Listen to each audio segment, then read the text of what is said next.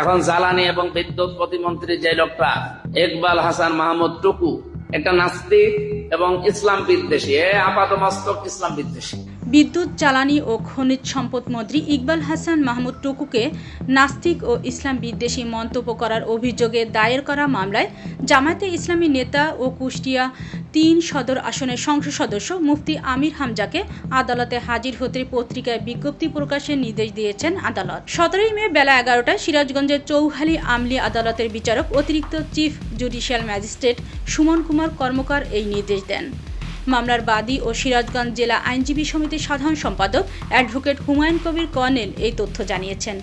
মামলার বিবরণ থেকে জানা যায়, বিদ্যুৎ ও জ্বালানি মন্ত্রী এবং বিএনপির স্থায়ী কমিটির সদস্য ইকবাল হাসান মাহমুদ টুকুকে নাস্তিক ও ইসলাম বিদ্বেষী বলে মন্তব্য করার অভিযোগে গত ২ এপ্রিল মুফতি আমির হামজার বিরুদ্ধে একটি মানহানি হামলা করা হয়। ওই দিনই আদালত আমির হামজার বিরুদ্ধে সমন জারি করে ২১ এপ্রিল আদালতে হাজির হওয়ার নির্দেশ দিয়েছিলেন। কিন্তু নির্ধারিত সময় আদালতে হাজির না হয় তার বিরুদ্ধে গ্রেফতারি পরোয়ানা জারি করেছিল আদালত।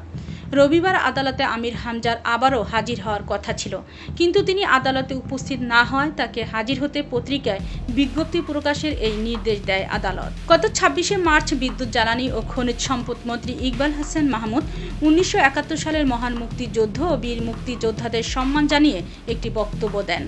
সেই বক্তব্যকে কেন্দ্র করে পরবর্তীতে কুষ্টিয়া সদর উপজেলার হাটস হরিপুর বড় জামে মসজিদে জুমার নামাজের খুতবার আগের আলোচনায় তাকে নাস্তিক ও ইসলাম বিদ্বেষী বলে মন্তব্য করেন সংসদ সদস্য আমির হামজা।